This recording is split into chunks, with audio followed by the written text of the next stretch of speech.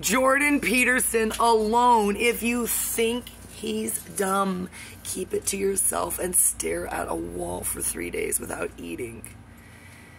Shit on your floor, smear it on your face, look in the mirror, and then have a nurse breakdown, go to a psych ward, come out, learn everything about Russia, rinse, repeat, until you realize that you're an idiot. I'm not kidding. Oh, the bullshit I just forced myself to read for 30 seconds. Here we go again. When I last saw him a few months ago, he was happy. My God, your stupid fucking diets that you spend $1 zillion on, and his genius daughter literally saves his life because, just like my sister and like me, he probably had a deficiency. You have to eat meat. Oh my God. It's not a fad diet. What you're doing is a fad diet. Your Amy's enchiladas and your gluten. You know what? The first time I see a water bottle of water that says it's gluten-free, I'm going to pull out a gun and shoot everybody in Whole Foods. That's a fad. You don't have celiac disease, bro. I know people who have it. They're miserable. They're not spending $10 on a loaf of inedible bread while they pick up their Amazon packages. You're the retard. You are retarded. And it's so obvious to the rest of us that we've just stopped arguing with you. I don't know why Jordan Peterson, I guess he's not. I mean, like, you should have seen his show. It was packed. And it wasn't packed with people protesting it. Everybody was like, we are. And there's people in overalls and people in suits. Me, not dressed like this. I went with the editor of the Daily Sentinel, who used to be my friend. He's still my friend, but whatever. Moms, families, they didn't bring their kids, thank God. Jordan Peterson was in fine form. He was happy. Nobody was trolling him. That's why I left before the Q&A and made my great appearance. Hello, yes, that was me in a red coat. That was not a red coat. That was a black coat. That's why I can't find it. I'm like, girl in the red coat. Now I'm turning into my dad. My hair. Somebody fix this. Somebody fix this. I'm having a panic attack. I was looking at pictures of Jack Harlow and I was like, they think he's sexy and you're starting to look a lot like him. Wait till I come out. I want my own KFC meal. I don't eat at KFC. My mom does. Okay, I want a KFC meal called the Juniper. It's just gonna be middle fingers and a chop of corpses in Louisiana. On a bed of wilted, I was gonna say poison ivy leaves, but how about just lettuce that's probably still rotting in my car somewhere in Mexico? No, someone's driving my car. So I'm not mad. I hope somebody has that car. It's a really good car. They'll take care of it in Mexico. I'm fine. I am beginning to like this trick bike. I'm getting pretty good at it. The day that I try to go to Vegas and audition to be in Alfredo Silva's, accuse him of being my stalker, but only after I end up in the hospital when I try to do anything that he does. He'll show up. It'll be like while you were sleeping. While I was sleeping in a coma after I tried to do anything he does.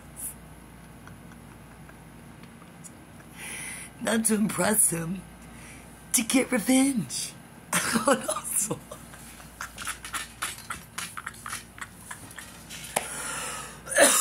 oh no. They can cure my cancer.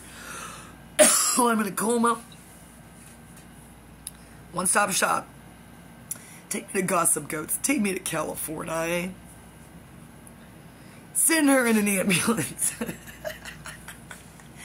Put Beth X in there so when I wake up, I can decide instantaneously which one of them is hotter.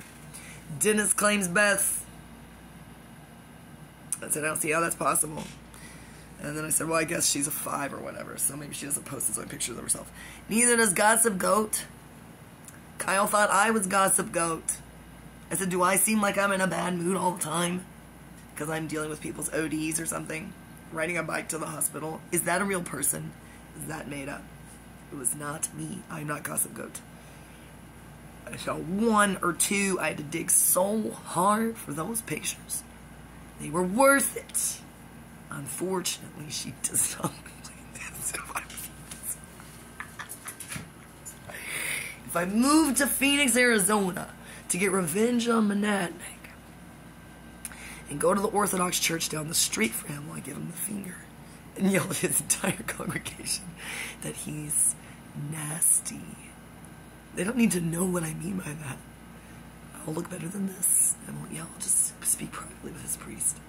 I'll say I don't. I think he needs counseling, and I'm not sure he should be in the choir. I'll say I know things. It's not my place to tell you. I'll go to the Catholic church. I'll say I was going to become Orthodox, and then I was engaged to him. He'll say, Michael was engaged. I'll be like,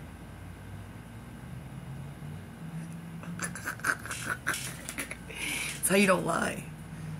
He'll say, I was not engaged to her, and they'll say, okay, Michael, she says that you weren't, but you were. It's weird. They're like, we heard about Peterson.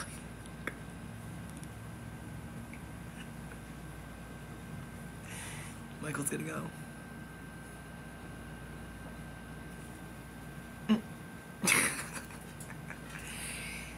He's gonna say, I'm here for choir practice. And they're gonna say, Michael, should take some time off from choir.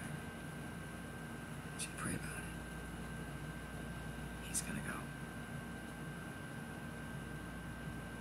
He's gonna say, is she still here? And they'll say, we think she is down the street at the Catholic church. He'll stomp over there. He'll drive. He has a car. If he still has a car by that point, it hasn't been stolen by the Scientologists. He'll drive 3 blocks. I won't be sitting on the porch smoking a cigarette. No, it's not called the porch. The steps, whatever. That's what he'd be expecting. What he's not expecting, which is what I'm not going to do, because then he'd be expecting it. So I am going to do it. I'm going to have a water gun. Water balloons don't pop. They're not fragile enough. You got to make them out of condoms, apparently. That's the best idea I've ever had. I'm not going to do that. I want to get in trouble. It'll be funny if I just squirt him with a water gun. I'll just hide. He'll be so angry, and then he'll be angrier.